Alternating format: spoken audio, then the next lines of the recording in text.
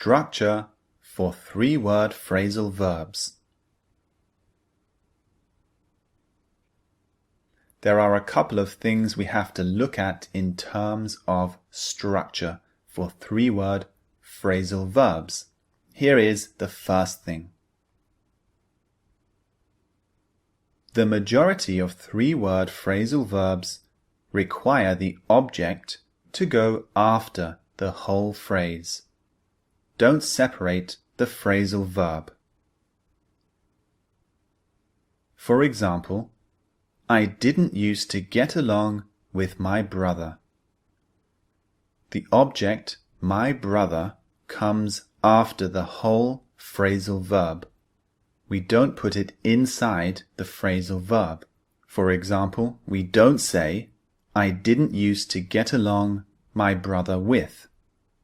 Some two-word phrasal verbs can be separated like this, but the vast majority of three-word phrasal verbs are not separated.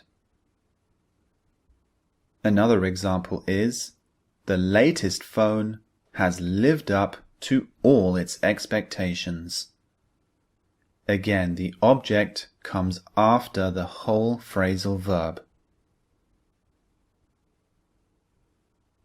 Treat three-word phrasal verbs as a whole. Treat them just like any other verb.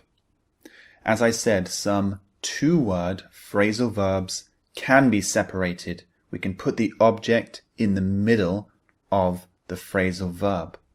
But treat three-word phrasal verbs as a whole. Don't separate them. Now let's look at the tense for phrasal verbs. The tense of the verb part changes just like any other verb. For example, Jane looks up to her teachers at school. This is the present simple tense. Notice the S on the verb part, looks. The next example is the past simple. Jane looked up to her teachers at school. This time we've added the ed ending to the verb. And the last one is the present perfect. Jane has looked up to her teachers at school. Here we have the present perfect structure. Has plus the past participle verb looked. That's just a few examples of the tenses that you can use. But you can use any English tense.